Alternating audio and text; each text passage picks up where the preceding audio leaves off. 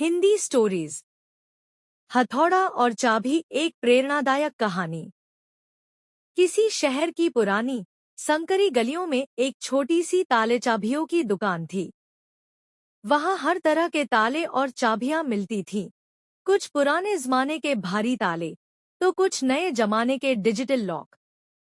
लोग वहां ताले खरीदने, खोई हुई चाबियों की डुप्लीकेट बनवाने या पुराने ताले खुलवाने आया करते थे। दुकान के एक कोने में एक मजबूत, भारी और ताकतवर हथौड़ा भी रखा रहता था।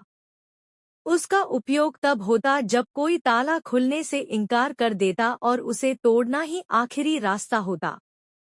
लेकिन ऐसा कम ही होता था, इसलिए हथौड़ा ज्यादातर समय कोने में चुपचाप पड़ा रहता और सबको बस देखता रहता। वो सोचता, मुझ में इतनी ताकत है कि लोहे को मोड़ सकता हूँ, फिर भी मुझे कोई खास नहीं समझता, जबकि ये नन्ही सी चाबी हर ताले को खोलने में माहिर है। आखिर उसमें ऐसा क्या है जो मुझ में नहीं? दिन ब दिन हथौड़े के मन में यह सवाल गहराता गया। एक रात जब दुकान बंद हो गई और सभी ताले चाबियां विश्राम कर रही थी, तब हथौड़ा चुपचाप चाबी के पास गया और बोला, बहन चाबी, मैं एक सवाल बहुत समय से सोच रहा हूँ, लेकिन उसका उत्तर नहीं मिला।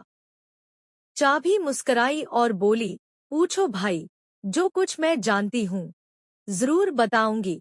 हथौड़ा बोला, तुम इतनी छोटी, हल्की और नाजुक हो, फिर भी हर ताला तुम्हारे सामने झुक जाता है।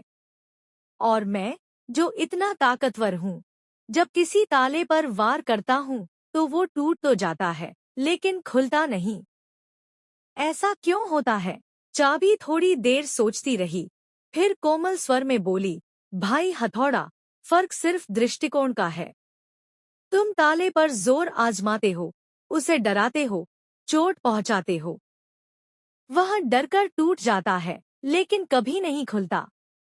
जबकि मैं ताले के अंदर जाती हूँ, उसे भीतर से समझती हूँ। मैं बिना किसी चोट के, उसकी जटिल बनावट को पढ़कर, बड़े ही स्नेह से उसे उस भाषा में समझाती हूँ जिसे वह जानता है। इसलिए वह मुझ पर भरोसा करता है और स्वयं खुल जाता है। हथौड़ा यह सुनकर मौन हो गया। उसे अपनी ताकत पर गर्व था, लेकिन अब उसे पहली बार समझदारी, संयम और भावनाओं की शक्ति का एहसास हुआ।